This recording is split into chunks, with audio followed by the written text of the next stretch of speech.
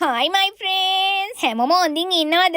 ඉඳලා හිටලා සුත්තා වැස්සට මාර හොට් එක අනේද පෙන්සීන්නේ. ඒ නිසා ඉතින් කඩයක් වීදියක් ගාන ගිහලා shopping කරගෙන ඉන්න වෙලාවක් නෑ. යුනිකීම් එකට ගියාට පස්සේ තමයි තේරුනේ friends. ඕනිම තැනකට dress කරන්න පුළුවන් trendy ඇඳුම් මෙතන තියනවා කියලා. මෙන්න මේ වගේ style කරන්න කැමති කෙනෙක් නම් ඔයාට ගැලපෙන ගොඩක් ඇඳුම් යුනිකීම් එකේ තියෙනවා. දිල්ලි නම් ගියේ බම්බල්පිටි යුනිකීම් එකට. හයිද? ඇත්තටම දිල්ලි සතියේ දවස් 5ක් ඔෆිස් යනකොට ඔෆිස් වෙයාස් ඉතින් රීසනබල් ප්‍රයිස් එකකට ගන්න තිබ්බොත් ඒක මාර වටිනවනේ පේන්ස්. යුනිකීම් එකට ගියාට පස්සේ තමයි තේරුනේ ඇත්තටම මෙතන ප්‍රයිස් එක මාර වර්ත් කියලා. යුනිකීම් එකේ ට්‍රෙන්ඩි ඔෆිස් වෙයාස් ගොඩක් තියෙන නිසා දවස් 5ට දැන් අපිට ලස්සනට ඩ්‍රෙස් කරන්න පුළුවන්. ඊමයි කියලා අම්බ කරන හැම සතේම ඇඳුම් වලට වේදම් කරන්න කියලා දිල්ලි කියන්නේ නේ. බට් ඉතින් ඔයා යුනිකීම් ගියා කියලා එච්චර ලොකුට වේදම් වෙන්නේ නේ. දැන් බලන්න පේන්ස් පායන කාලේට කාලේ වෙනවා වහින කාලේට තෙමෙනවා කියලා. දිල්ලි ට්‍රිප් නොයා ඉනවද? දිල්ලිට ඒම කරන්න බෑ වීකෙන්ඩ් එකක් කියලා එකක් එනවා. දිල්ලිට ඇත්තටම